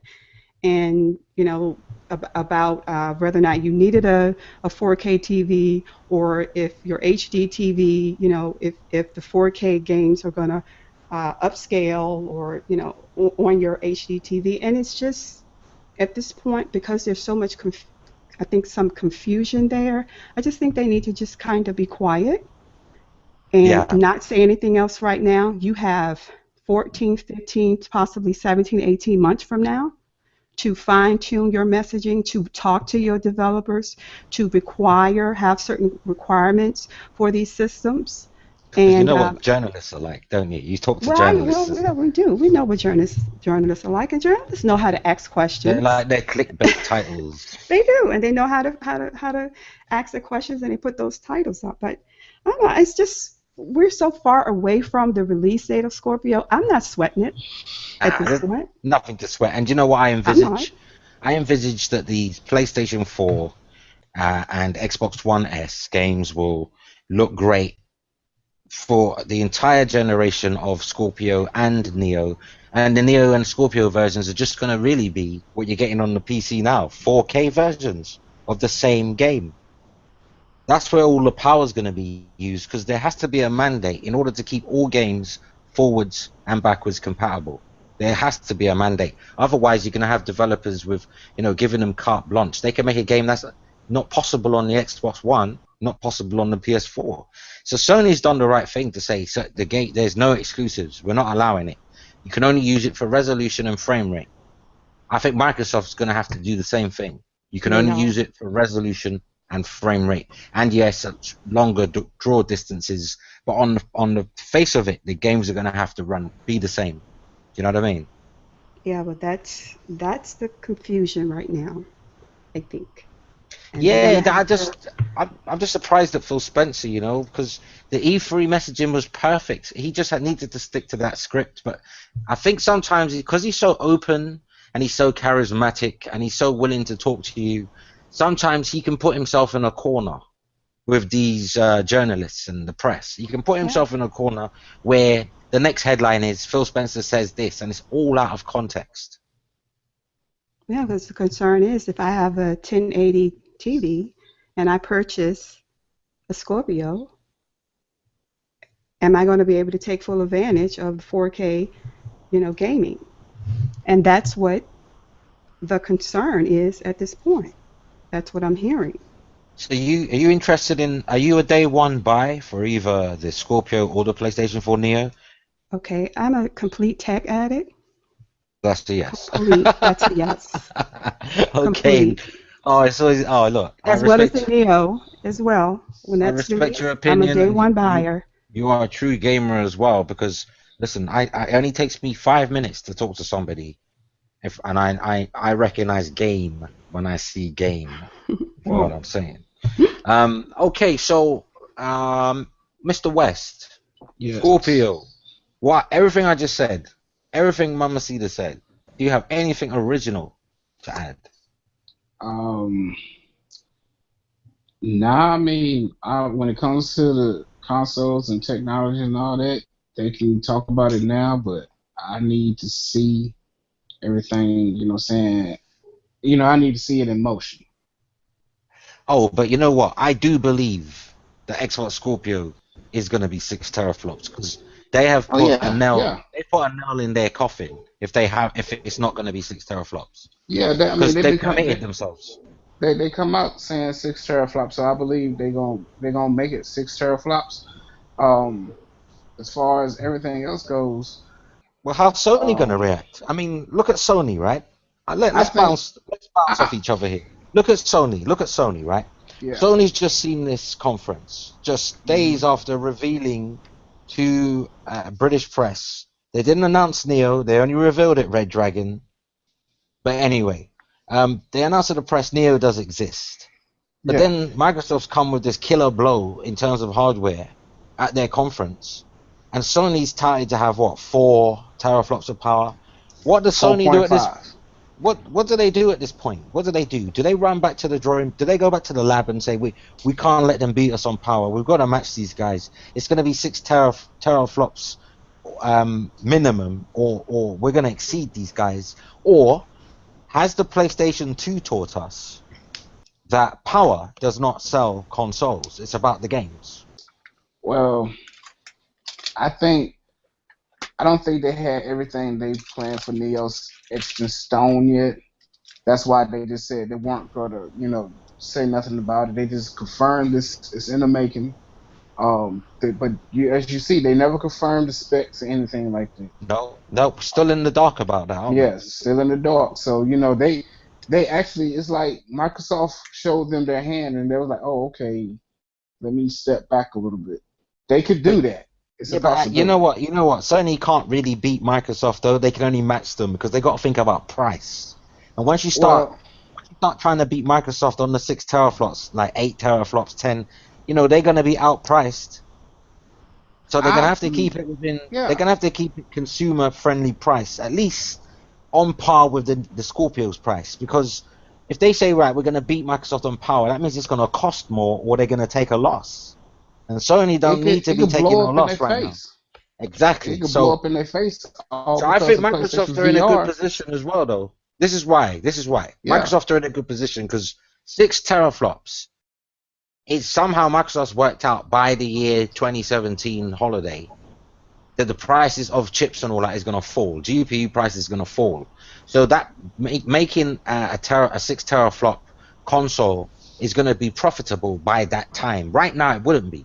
They can't bring out 6 teraflops now because it would be like $700 or something, $800. Mm-hmm. But in 2017 holiday, this is the end of 2017, yeah, just before the fiscal start of the new year, the price is going to fall. Maybe Xbox Scorpio is going to cost $449, $450.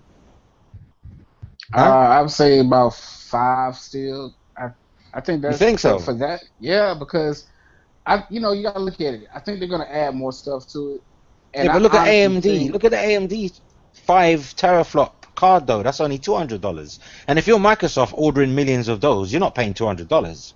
$200 is our price, but to Microsoft it will be like $120 per card. I actually think it's going to be the start of the next generation. They're not moving generation.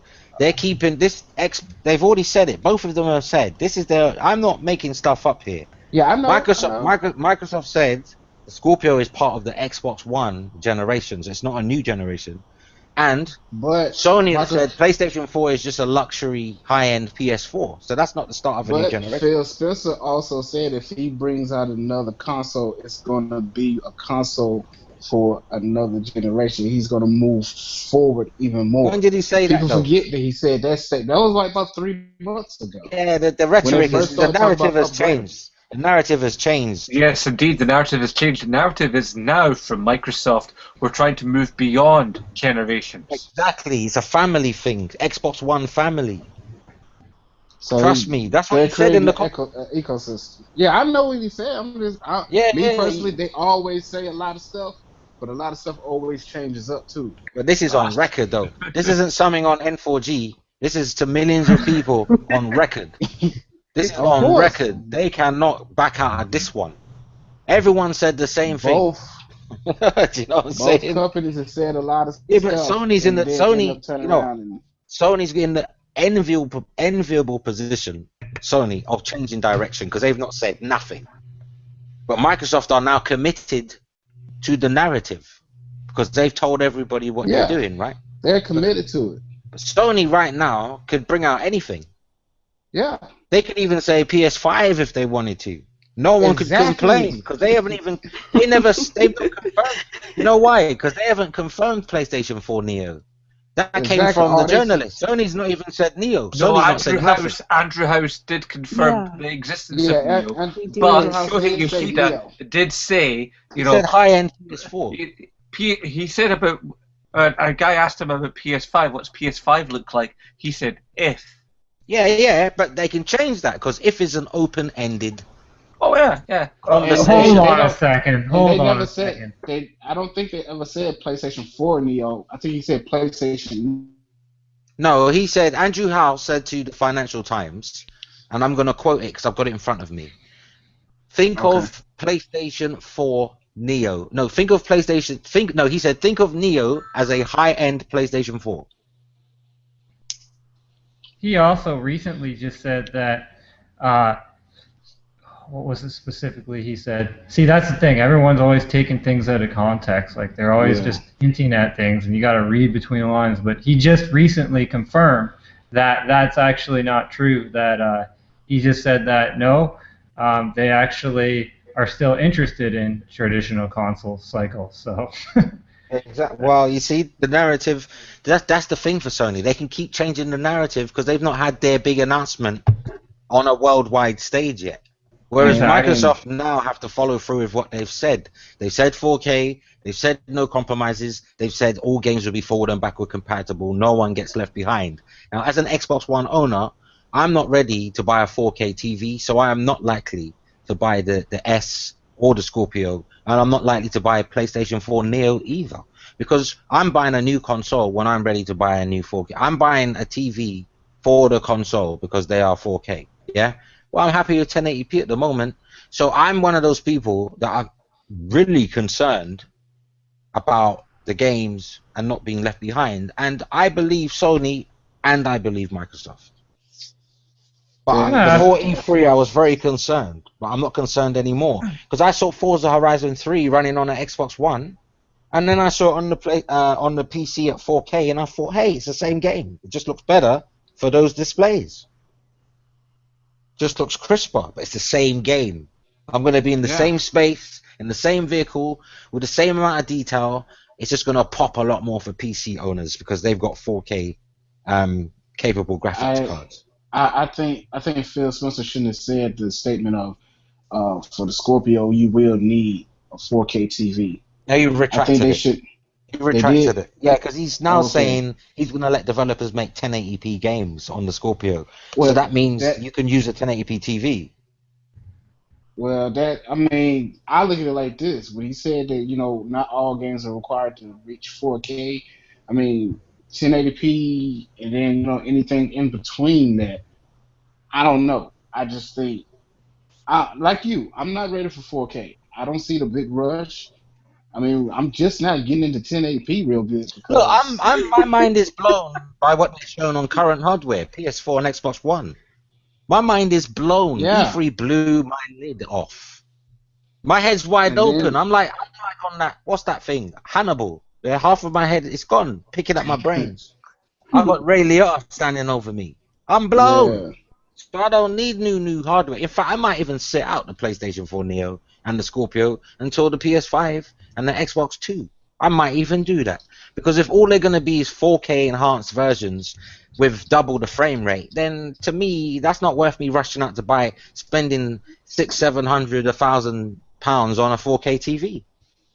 Because I'm happy with 30 frames per second. I'm happy with 1080p. This is another reason for these consoles, though, because the Xbox Scorpio is basically anyone can jump in. For, this is a free for all. This is a free for all. And okay. You know what I'm saying? And Who's PlayStation Neo. Yeah, interrupt, man. Let's get rowdy. Go with it, Wolfie. Go with it. All right, who here's got a 4K TV? I don't. I've My got a TV's Neverland TV. 1080i. It's 8-year-old. I don't yet, but I plan to get one. We've got 13 minutes. It's a free for all. I would love a 4K telly, but I can't afford one. It's that simple. Go to Neverland. Exactly. Look, man, I just bought a new 1080p TV, man. Listen, Taxman's killing me, yeah? 4K can wait. I've only had my TV for a year and a half. It's 1080p, Sony, Bravia. I love it. Do you know what? Fuck 1080p. What? I don't even mind 720p. How about that? Ooh. Quantum Break looks lovely. I download my movies in 720p. I make my Exactly. thumbnails in 720p. Sony, you know what? 720p is shitted on like it's unplayable, that's just fanboy bullshit. And you know what? Since I joined Twitter, I thought that Xbox fanboys were plentiful, but since I've been on Twitter, boy, those ponies are just as bad. Oh yeah. Those ponies lately are just as bad. Shitting all over Microsoft's conference. Couldn't believe it. Lately they've been salty about the Scorpio, bro. You I think can't sometimes say nothing I'd like bad about their conference because the conference wasn't bad. It was amazing. They knocked it out of the park. Yeah. You know what? Microsoft should have won, but I think Spider-Man, God of War, and The Days Gone tipped it for me because and Detroit. I can prove everything I say. Before the conference, I said I don't know how Sony's going to beat this. I think Sony's going to have a hard time topping this. I put it's out there in the public domain, so I'm not flip-flopping. Trust me. I thought Microsoft won that before Sony even showed up, but then Sony did what Sony does, and it's the reason why I own both consoles. Really, I'm not one of these people that I don't worship plastic. Yeah, I enjoy the games, and if I can't play Gears on PS4, I'm gonna buy an Xbox One for it. Man, I would everybody's love forgetting. Everybody's forgetting to look out the window. Nintendo and their treehouse over there, man. They're in the treehouse. Well, Zelda I'm not was gonna say nothing the about Nintendo. because Zelda Zelda was did a not look like what they showed. yeah. I loved it though. Zelda. I love what Zelda looked like. I'm tired of that. Don't. The year before they showed they played Zelda. They showed them That was going the through NX the version. field. Oh my god! And then when they played it this year, it was like That was a Wii version. the Wii U Wii version. version. Yeah, I was like, wait a No, minute. no. I said, It's nah. I like the art style. I'm not gonna knock it. I really like I you know what? I'm not gonna buy a Wii U for it, but I'm happy for the Nintendo fans, man, because that it does. The game's massive, man. And then look what But what else Nintendo. did they show? Yeah, but look what Nintendo are doing with so-called underpowered hardware, though. And we're all talking about 6 teraflops. Look what amazing work they can do on a Wii U. Yeah, that's commendable right there, and that's brilliant game design that they can do that. It's not even a 1 teraflop, is it? The Wii U. It's under, isn't it? It's like 500 watt. It's not 1 teraflop, is it? It's slightly more Wii U? powerful than It's slightly more powerful than a PS3 and an Xbox 360, isn't it? It's not Yeah, 1 teraflop. it is. Yes. You know it what I is. wish? You know what I wish I could do, guys. All these modern gamers that have come up in the last sort of 5 to 10 years, I would love to time travel them back to the mid to early 90s. Oh, and have they'd them stone play you. Forget Forget it. it. the games we Forget it, played man. on CRT TVs. Forget it. and They'd just, kill you. You They'd know, stone just you. like, you know, Look, like, you'd let be them dead, understand where it came from. You know. You'd be a dead man. You'd be a dead man. You don't understand. You'd be a dead man. They'd stone you with rocks. They'd say, "How dare you bring us to Where's this?" the You don't- Facebook at? You Where's don't the Facebook know at? nothing about gaming until you had to turn your TV to channel 3 and switch Yeah. that little thing in the back.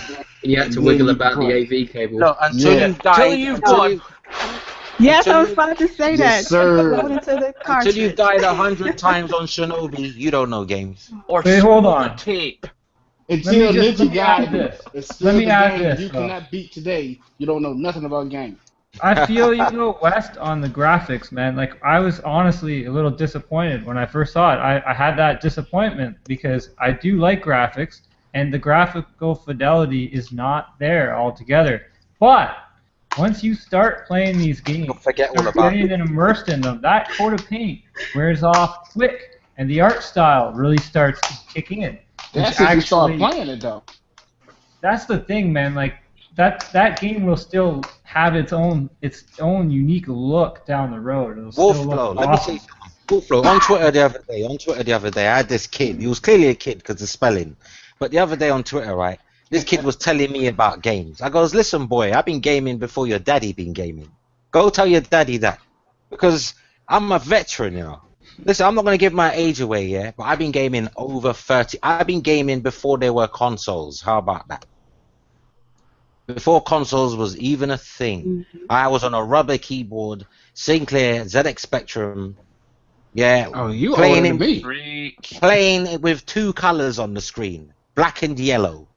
Me too, bro. A yellow background with Yeah. black outlined characters. But it didn't matter to me. I was in that world. The That game Hercules captivated me. monitor. I played Barbarian for the first time. That was like a fighting game where you could chop off. It was like imagine Street Fighter but Barbarians with swords, and you do My moves games and didn't clear the have head color off. because I had a black and white TV.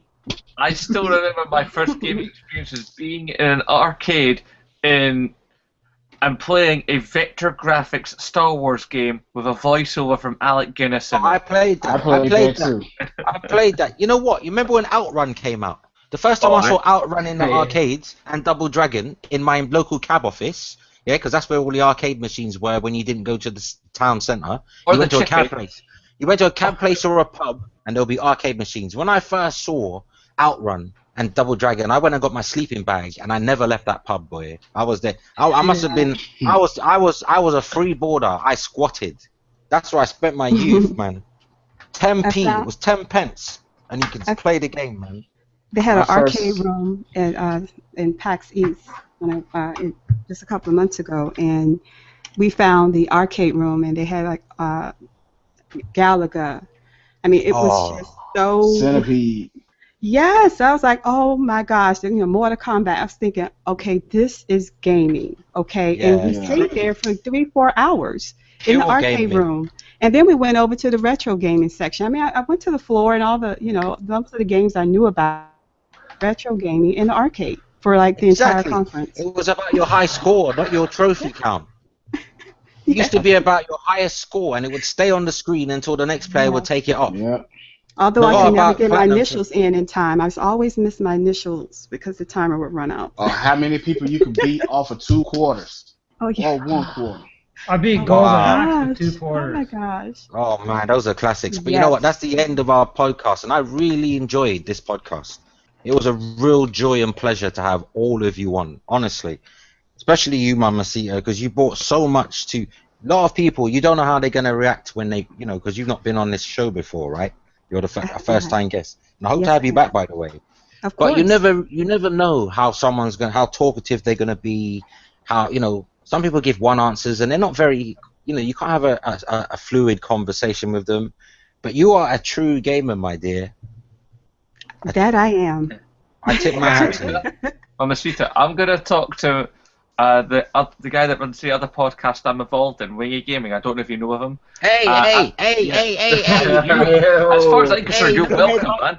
Okay. No head hunting, man. Trying to steal my guests and shit. Respect the host. Respect the host. What the hell? No, MamaCita just deserves screen time, dude. That's all I'm saying. She deserves screen time. Purging my guests. This is Right, let's go. Anyway, I'm gonna everyone introduce, just see themselves out one by one, give your channel name, big up support gaming, hashtag support your exclusives. That should be a movement. Hashtag support your exclusives. Because these games that they're giving us at E3, some of them are your average games like FIFA that you'll get every year, but there were some gems in there that don't get made very often. So I hope that we support all the games so that we can have originality in this games industry. Because there's no point just having the same old Assassin's Creeds every year. Trust me, gaming will die. But anyway, this is the end of the podcast. I've been your host, Sean Fox. We've got Chris. Chris, start with you. See yourself out, bro. Of course, I'm Zembloke. I front the Zembloke YouTube channel and Twitch channel and Twitter chat line. But regular on the State of Gaming podcast. Please come watch us. We try to be entertaining. And a big shout out to my mates, Wingy Gaming and Cycle Gaming. You guys rock. Also a shout out to YouTubers United, a Scottish YouTubers gaming chat group on Twitter. You guys also rock. And it's been a pleasure as always. And as me and Mr. Fox have both said in our recent E3 videos, this E3, the gamer one. Hell yeah. Yes. Hell yes. Mr. West. Mr. West from HKG, Hard Knock Gamers. Check us out, hardknockgamers.com, if you want to, keep up to date with the latest news and gaming and everything.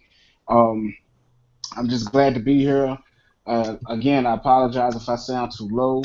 I'm working on that. You sound clear, man. You sound clear. All right, and I hope to continue to keep coming onto the podcast because I enjoy talking about games. It's a passion. It's the hobby. That's all. You are always welcome, my brother. And MamaCita. MamaCita925 on Twitter. And once again, you can go to my channel, Classic Gamer Gals 2015, where I pretty much spend my time trying to convince non-gamers that gaming is normal, awesome, and you know what? We don't all live in our mom's basements. But I do. Great. Mr. Wolflow, Johnny O, how like the moon? Yes, yo. It's Wolf Flow! New intro. Hashtag support near Automata. Peace. Hell yeah.